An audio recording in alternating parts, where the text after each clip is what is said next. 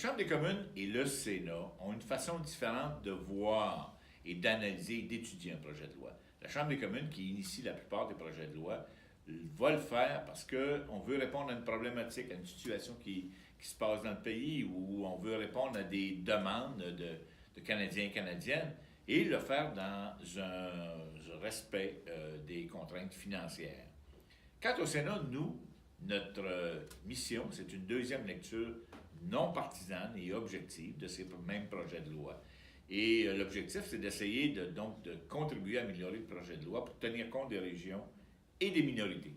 Chantal, tu as une bonne expérience, déjà presque 3 ans. Déjà presque 3 ans, et je dois dire que dès mon arrivée, j'ai été impressionnée par le sérieux, c'est sûr, mais aussi la complicité, la collégialité et la grande collaboration entre tous les sénateurs pour faire ce travail-là de façon très, très intègre, de creuser les projets de loi, d'approfondir et de se poser des questions.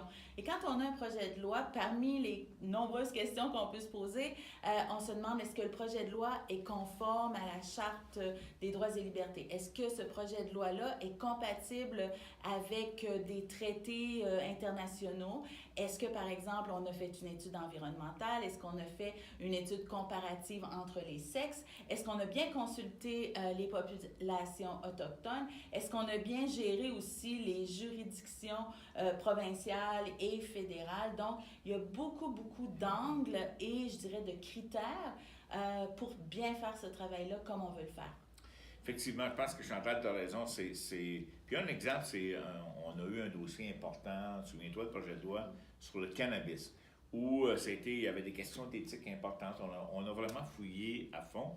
Mais un des impacts qui a été de faire comprendre au gouvernement fédéral, à la Chambre des communes, qui voulait répartir les revenus de taxation entre les provinces et territoires et le gouvernement fédéral, leur faire comprendre que les gouvernements de proximité, qui sont les municipalités, allaient être des intervenants de première ligne. Donc, on a réussi à les convaincre d'attribuer une partie de cette taxe-là aux municipalités pour faire face à ce nouveau défi qui est la légalisation du cannabis. Absolument. Et puis ça, c'est un des meilleurs exemples, je pense, de la grande contribution du Sénat, mais c'est pas le seul. Il y avait eu aussi l'aide médicale à mourir. Oui. Mais dans le cas du cannabis, tout le monde a été hyper engagé, dynamique.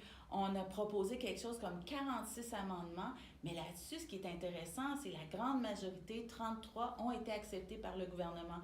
Donc, quand on se demande là, qu'est-ce qui se passe ou que font les sénateurs, mais ça, c'est vraiment du concret, là. Je pense que, en conclusion, on souhaite que cette brève discussion entre nous deux vous a permis de comprendre un peu plus le rôle, la mission et le sens de l'engagement des sénatrices et des sénateurs.